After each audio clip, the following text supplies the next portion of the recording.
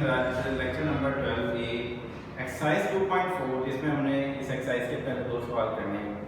इन सवालों को करने से पहले सबसे पहले हमने लॉज ऑफ एक्सपोनेंट्स को देखना है कि लॉज ऑफ एक्सपोनेंट्स क्या होते हैं और उन्हीं लॉज को यूज करके हम ये दोनों क्वेश्चंस करेंगे।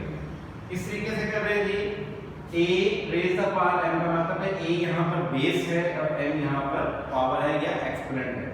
In the same way a यहाँ पर बेस है और m यहाँ पर क्या है, पावर या एक्सपोनेंट है।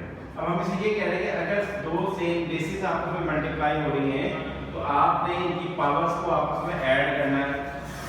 इसी तरीके से दो सेम बेसिस डिवाइड हो रही हैं तो उनकी पावर्स आपस में सब्ट्रैक्ट हो जाएंगी। नंबर 3 पे हम कहेंगे कि अगर पावर की पावर है तो दोनों ही पावर्स आपस में मल्टीप्लाई हो जाती हैं, बेस एक दफा लिखते हैं। फिर हमने क्या किया, यहाँ पे डिफरेंट बेसिस हैं, कोई बेस a है और b, लेकिन उन सब की एक कॉमन पावर या एक्सपोनेंट है।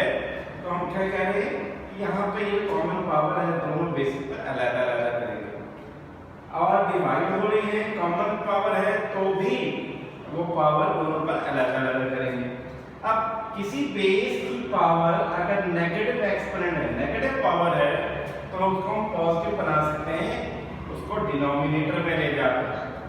नंबर 7 पे है कि किसी बेस की पावर 0 है तो उसका मतलब क्या होता है जी, 1 होता है। ये बात अच्छे से याद रखेंगे।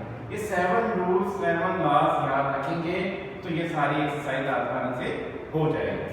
ठीक है जी। अब हमारे पास पहला सवाल है जिसमें 243 की पावर है -2/3। आपने क्या किया, 243 को आपने किया है प्राइम फैक्टराइजेशन। प्राइम फैक्टराइजेशन करेंगे तो ये इक्वल होता है 3 की पावर 5। ठीक है। इसी तरीके से 32 है, 32 इक्वल होता है 2 की पावर 5 के। इन द सेम वे 196 को भी प्राइम फैक्टराइज कर लेंगे, मैं करके दिखा देता हूं। तो 196 है, 2 पे फैक्टराइज करें, 2 8 का 16 आ गया हमारे पास, तो क्या आप करेंगे 2 9 का 18। ठीक है, 2 8 का 16 पे 2 4 का 8 1 कैरी हो गया, 2 9 का 18 7 7 का 49 7 1 का 7।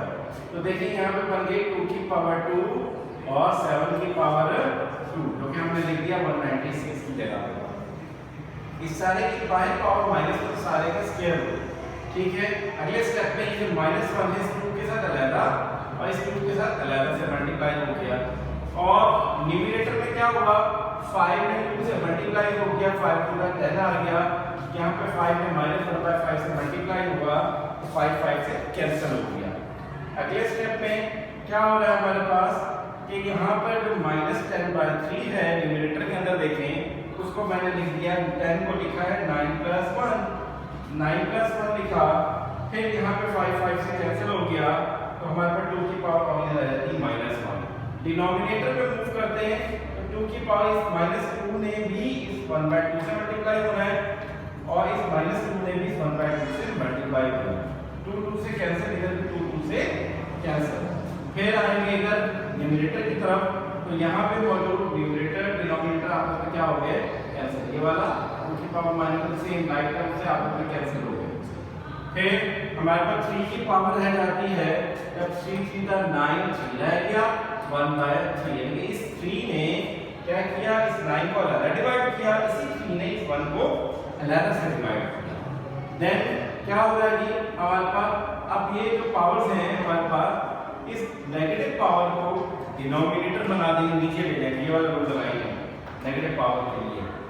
और ये 7 की पावर -1 जो नेगेटिव पावर है ये ऊपर न्यूमरेटर में आ जाएगा, ये बन जाएगा 7/this। अब यहाँ पे दो पावर्स ऐड हो रही है, इसका मतलब उनको अलग-अलग मल्टीप्लाई भी कर सकते हैं, सेपरेट कर सकते हैं। तो 7/3 की पावर 3 का मतलब क्या है, 3 ने 3 से 3 टाइम मल्टीप्लाई होना है, you will get 27। और 3 की पावर 1/3 का मतलब 3 का थर्ड रूट ऑफ 3, यानी कि ये जो 1/3 है, मैं पता रूट में क्या करते हैं आप, इसको उलट देते हैं। That is your answer. Next है जिसमें आपने लेफ्ट को राइट के इक्वल प्रूफ करना है। क्या करेंगे, सिंपल लॉज ऑफ एक्सपोनेंट लगाएंगे, a में से b क्या हो जाएगा जी, माइनस हो जाएगा, a -3 और y लिखा हुआ a + b। सेम ऐसे b minus C B plus C, C minus A C plus A. फिर यहाँ पे क्या दोनों पावर आपस में क्या हो गई, मल्टीप्लाई हर जगह पे हो जाएगी। नेक्स्ट स्टेप पे क्या होगा, फार्मूला लगेगा, एक दफा ऐड और एक दफा सब्ट्रैक्ट हो रही है तो किसके इक्वल होता है, a square minus b square. ये इक्वल होगा b square minus c square और ये इक्वल होगा c square minus a square. फिर इसके बाद यहाँ पे देखिए सेम बेसिस x है, इधर भी x है, इधर भी सेम बेसिस मल्टीप्लाई हो रही है, तो लिहाजा तमाम पावर आपस में क्या हो जाएगी, ऐड हो जाएगी। लिहाजा ये वाली पावर प्लस ये वाली पावर प्लस ये वाली पावर, आपस में ये तीनों पावर्स ऐड हो गई।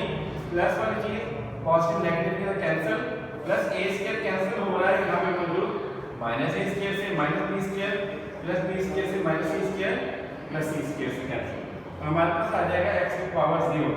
और ये बात हमें पता है कि किसी भी बेस की पावर 0 वो लॉ नंबर 7 में बताया इक्वल होता है 1 के, तो इसका मतलब लेफ्ट साइड का आंसर राइट साइड के इक्वल आ गया। Thank you.